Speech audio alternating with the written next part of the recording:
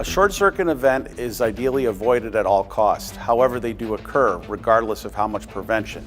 When a short circuit event does occur, we need to ensure that the cables and the infrastructure and the facility are safe, as well as the personnel, by installing a proper cable cleat.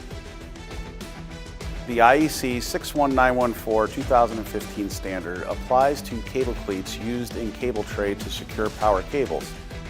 It basically outlines and structures how to properly test, design, and install a cable cleat to protect against short circuit. Panduit is on the leading edge of complying with the IEC 61914 standard.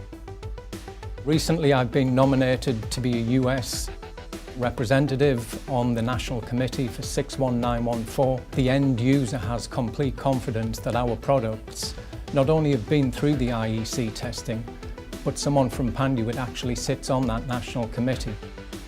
Panduit keeps abreast of the market needs through our research and development department. This is on the one hand to listen to our customers and make sure that we can provide the solutions from the market as they are asked for or needed. And on the other hand, we also want to make sure that we are future-proof by doing research and development for future problems. Panduit offers insurance and insurance bundled together.